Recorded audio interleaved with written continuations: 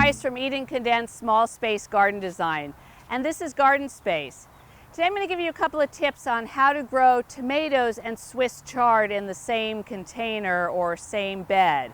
I think you can grow tomatoes and Swiss chard together just fine, as you can see from my own garden bed here, but there are a couple of tips that you need to follow in order to have success.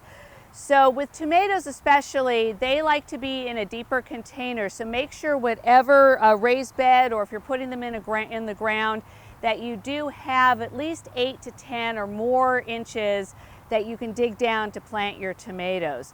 And also because tomatoes as well as Swiss chard tend to spread out, that you'll want to make sure that you're planting them far enough apart so that way they'll have room to grow and they won't crowd each other out or take each other's light. The tomato on this side is going to eventually start to grow over the Swiss chard, which if it starts to get hot won't be that big of a deal because it'll shade the Swiss chard, but chard will also grow up sometimes. So I tend to keep my Swiss chard cut back a lot. I like to eat it a lot, so I tend to use it. And then I also will prune my tomato plant a little bit on this side just so they both have room to grow. Now, tomatoes do take a lot of fertilizer, and I will put a little bit more fertilizer on the tomato side every 3 weeks or so.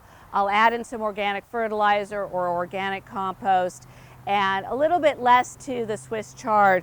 These Swiss chards have actually been growing for over a year now, and I keep cutting them and they keep coming back.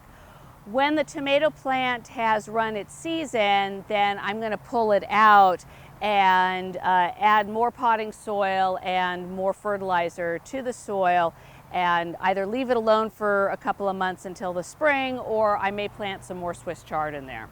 So, but do plant what you like, and I like tomatoes and I like Swiss chard, so you can certainly grow them together, especially in a small space.